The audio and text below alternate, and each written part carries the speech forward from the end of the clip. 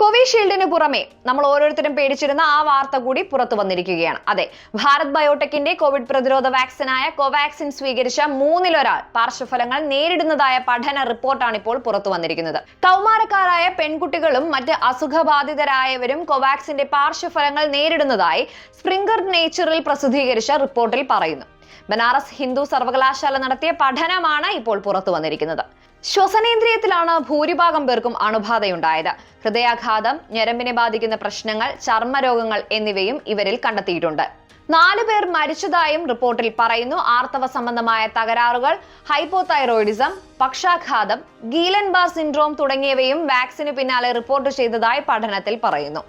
അനുബന്ധ രോഗങ്ങൾ ഉണ്ടായിരുന്നവരിലാണ് പാർശ്വഫലങ്ങൾ കൂടുതൽ കണ്ടതെന്നും വിഷയത്തിൽ കൂടുതൽ ആഴത്തിലുള്ള പഠനങ്ങൾ നടത്തേണ്ടുന്നത് അനിവാര്യമാണെന്നും റിപ്പോർട്ടിൽ പറയുന്നു.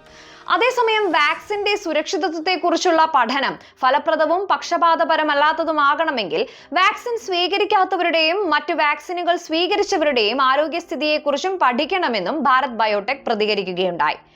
1024 പേരെയാണ് പഠന വിധേയമാക്കിയത്. 635 പേർ ഇതിൽ കൗമാരക്കാരായിരുന്നു. 291 പേർ മുതിർന്നവരായിരുന്നു. 304 കൗമാരക്കാരിലും 124 മുതിർന്നവരിലും ശ്വാസകോശ അണുബാധ റിപ്പോർട്ട് ചെയ്തു കാണുകയുണ്ടായി. 10.2% പേർക്ക് ത്വക്ക് രോഗങ്ങളും 4.7% പേർക്ക് ഞരമ്പ് സംബന്ധമായ പ്രശ്നങ്ങളും 5.8% പേർക്ക് പേശി സംബന്ധമായ പ്രശ്നങ്ങളും കണ്ടെത്തി. 4.6% പേർക്കാണ് ആർത്തവ ക്രമക്കേടുകൾ കണ്ടെത്തിയത്. 0.3% വരുന്നവർക്ക് പക്ഷാഘാതത്തിനുള്ള സാധ്യതകളും കണ്ടെത്തിയിട്ടുണ്ട്. അലർജിയും ടൈഫോയിഡുമുള്ള കൗമാരക്കാരിലും സ്ത്രീകളിലും വാക്സിനേഷന് ശേഷം ഇവ യഥാക്രമം 1.6 മടങ്ങും 2.8% മടങ്ങും വർധനവുണ്ടായി. നേരത്തെ കോവിഷീൽഡ് വാക്സിൻ ഉപയോഗിച്ചവരിലും ഗുരുതര ആരോഗ്യ പ്രശ്നങ്ങൾ സംഭവിച്ചതായി പഠനം പുറത്തു വന്നിരുന്നു.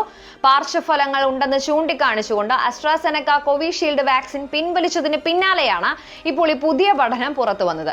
കോവിഷീൽഡ് രക്തം കട്ടപിടിപ്പിക്കുന്ന രോഗത്തിന് കാരണമാകുന്നുവെന്നാണ് കണ്ടെത്തൽ. ഇതോടെ ഇന്ത്യയിലെ ബഹുഭൂരിപക്ഷം ജനതയും സ്വീകരിച്ച 2 വാക്സിനുകളും ആരോഗ്യത്തെ മോശമായി തന്നെ ബാധിച്ചിരിക്കുന്നു എന്ന് തെളിഞ്ഞിരിക്കുകയാണ്.